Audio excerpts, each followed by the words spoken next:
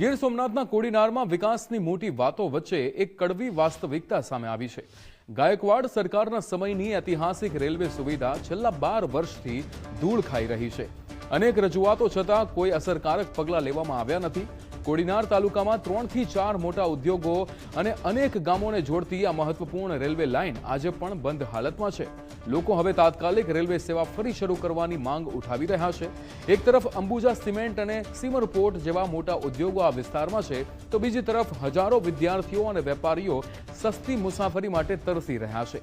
12 વર્ષનો લાંબો સમય વીતી ગયો હોવા છતાં રેલવેના પાટા પર ફરી ક્યારે ટ્રેન દોડશે તે એક મોટો સવાલ છે। સ્થાનિકોમાં હવે ભારે રોષ જોવા મળી રહ્યો છે અને જો વહેલી તકે ઉકેલ નહીં આવે તો આંદોલનની પણ ચીમકી ઉચ્ચારવામાં આવી છે।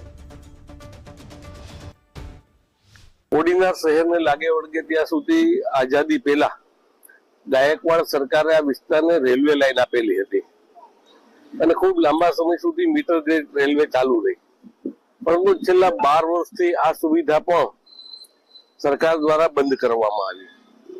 પરિણામ સ્વરૂપ ગ્રામ્ય પ્રજાને, વિદ્યાર્થીઓને, નાના મોટા પર્યટકોને આ કનેક્ટિવિટીથી વંચિત થયા।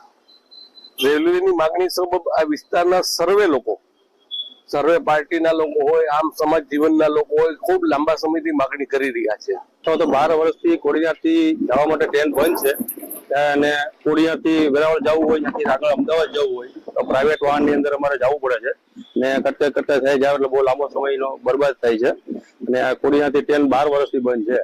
વહેલી તકે ચાલુ થાય એવી અમારી સરકાર પાસે માંગણી છે। વિદ્યાર્થીઓને પારાવાર નુકસાની છે। કોડીનાર તાલુકો ગીર સોમનાથ જિલ્લાનો મિડલમાં આવેલું મધ્ય તાલુકો છે।